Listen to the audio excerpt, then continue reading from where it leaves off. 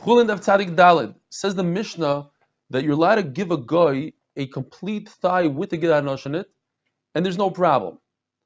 Says the Gemara, but it's mashma that if it's cut up, you're not allowed to give it to the guy.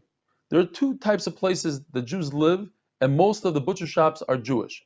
There's a place where they announce anytime there's a treifa, and everybody knows there's a treifa in the market that day. There's no refrigeration, so the meat was for that day. So therefore, you're allowed to buy meat from a guy, because if it's treif, that the Jew shefted and it's treif, you're going to know about it. And if a Jew shefted and it's not treif, and the guy is selling it, it's fine. The reason why you're not allowed to buy or sell cut up Gid Hanasha to a guy is because another Jew will come along and think that it's kosher, and I'll buy it. It's a place that machrizim. Or in a place that ain't machrizim, that anyways nobody buys from goyim, you're not allowed to buy from goyim, but it's possible that another Jew will see you selling this meat to the guy, he'll walk over to the guy and make a private deal with him, say, hey, give me that meat. The Jew sold it to you, it's probably kosher. And the third pshat is, and this is an amazing pshat, and starts off a whole sugya about whether or not you're allowed to fool somebody. Let's say you have a guest. Can you pretend that you're opening up a nice bottle of wine for them? Can you offer somebody money knowing that he's not going to take it from you, etc.? The third pshat is that you are not allowed to give a guy a piece of meat that the guy thinks is kosher. He'll think that you went out of your way and you made it kosher for him, and he's going to owe you hakar satayv. And that is asur lahalacha to fool a guy like that. Tos akum, if a guy makes a mistake on his own, is mutter. But to be mata a guy, that is asur lahalacha. Now, there's a story about Shmuel. Shmuel did not say this specifically, but we could see from the story in the Havamina that this is what Shmuel meant. He was once crossing a river on a ferry, and he told the Shamish, I want you to pay the ferry guy. And after he was paid, Shmuel was very upset. Two pshatim in the Gemara. Either his Shamish gave the ferry driver a non-kosher chicken, and that upset Shmuel because that's Gnei's Das, or Shmuel told him, give him a cup of wine, and he gave him diluted wine, and Shmuel was upset. Says the Gemara, there's no raya from there, because perhaps Shmuel was upset that he didn't listen to him. I told you to give him wine, and you gave him diluted wine. And if the story was with the chicken, Shmuel was upset. Why do you have on yourself a non-kosher chicken? You should have got rid of it a long time ago.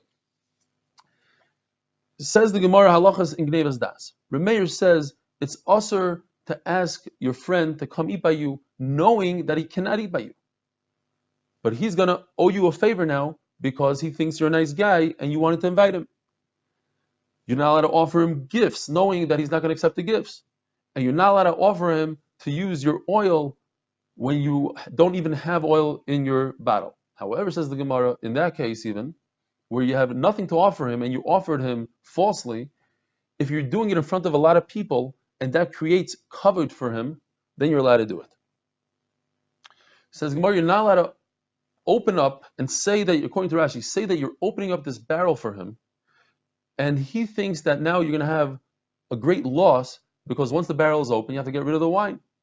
And you know very well that the wine in the barrel is already sold. You sold it to somebody else. That's Gnei's Das, you're not allowed to do that. Unless, of course, you notify him and say, look, I'm opening this up for you, but it's sold. Don't worry about it. I'm not incurring a loss. You're not allowed to go to a Beis HaAvel with a half jar, and the Avel thinks that you just brought him a huge gift, but really it's empty. However, if there are dignitaries there and they see that you're bringing this big flask of wine and it's empty, and they think that you're being mechabed Avel, that gives them covered, and you're allowed to. You're not allowed to sell somebody a shoe made out of hide from an animal that died from old age or its own cause, but not from shechita, because an animal that dies from old age or on its own, an avela, its leather is not as good, it's toes, you're being matim, and also there's a sakana there that perhaps this animal died from a snake bite, from poison, and there's poison in the leather and it could harm the person. Another halacha, you're not allowed to fool somebody, you're not allowed to play a practical joke on somebody. Give him a flask full of wine and the top part is oil. So for a few minutes they'll think that there's oil. Says the Gemara, there's once a story where somebody received such a flask and he's all excited and he invited a lot of guests based on the oil that he just received, only to find out later in front of the guests that it's wine. And he choked himself to death, he committed suicide.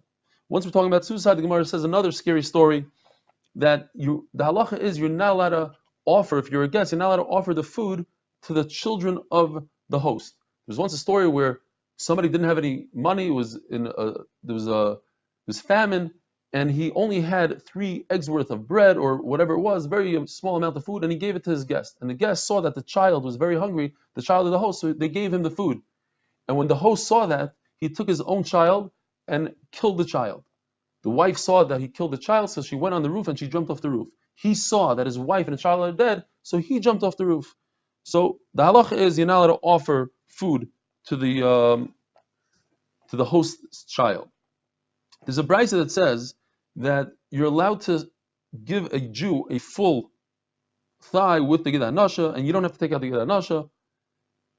But if it's a cut up thigh, you must take out the Gid HaNasha. Then the brisa says 3 halachas. And there's 3 opinions. One opinion is Rava, that we're talking about, all 3 cases are talking about in a place that they announce if there's a treifa. And Rav Ashi says it's consistent that all 3 cases are in a place that they don't make an announcement. And Abai says the brisa is not consistent. 2 of the halachas are talking about in a place that they don't make announcements, and 1 place is that they're making announcements. What are the cases?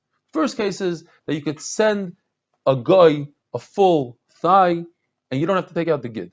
So Abai and Rav Ashi will say it's talking about in a place that is they don't make announcements, and therefore nobody will buy from the guy, so it's no problem.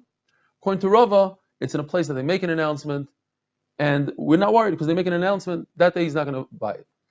The second halacha is that you're not allowed to sell a treifa to a guy. Why? Because you're fooling the guy, or because he might turn around and sell to a Jew. So both Abai and Rava say that it's talking about a place that they make the announcement. However, this particular day, there was an oinus, they didn't make the announcement. So therefore, do not sell to the guy because he might sell to a Jew and there's no announcement made.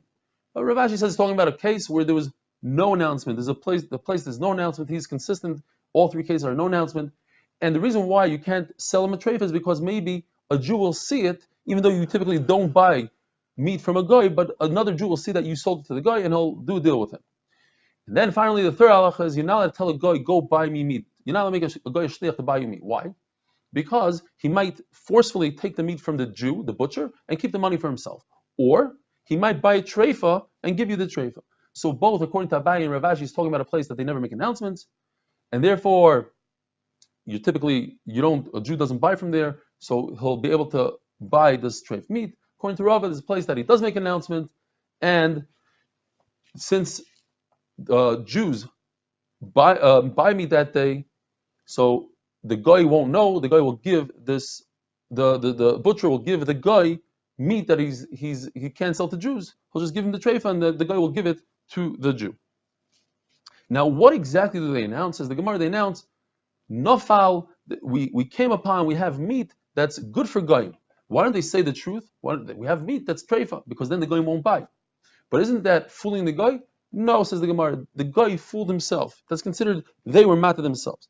Says the Gemara, a great story, that Rav and Rav Safra were walking to a certain city, and they bumped into Mar Zutra. Now Mar Zutra was excited. He thought that Rav and Rav Safra came to greet him. So he said, oh, thank you, you didn't have to go out of your way. So Rav Safra wanted to be truthful, and he said, look, we didn't really know you were coming. Had we known that you were coming, we would have gone out of our way even more. He says, Rav, why do you have to make him feel bad? You could have just let him think that. Says Rav Safra, but that's being mad to him. He says, no, that's not being mad to him. He fooled himself. Have a wonderful day.